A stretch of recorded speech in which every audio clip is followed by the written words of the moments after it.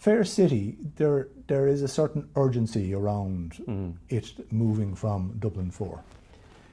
Yeah, look, the urgency is that we sold some land, obviously a few years ago, and the Cairns who bought the land, are planning to start building as soon as they can, and that may be in the next year or two. And so we need to have plans in place, because as soon as that building starts, it becomes impossible to shoot on the outside lot for Fair City here. So there's an urgency in taking the decision about where it goes when it goes outside, and obviously we need to decide on the exact model as well that we're going to do that.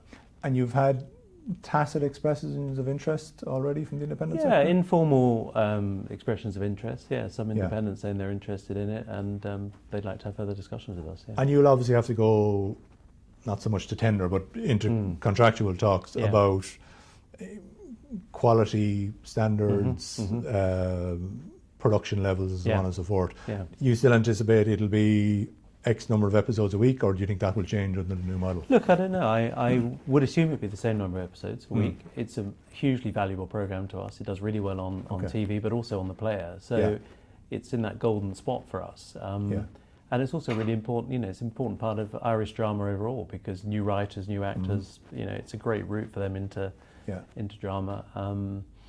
So, we really value it. So whatever we do, we're not going to allow the quality to lapse, and we'll have proper oversight of it. So if anything, it's a commitment on your part that Fair City will continue as a programme. Oh yeah, 100%, yeah. And I said that. I met the Fair City cast a few weeks ago after we made the announcement about the strategy, and they described it afterwards as a positive meeting, because I made clear our commitment to it.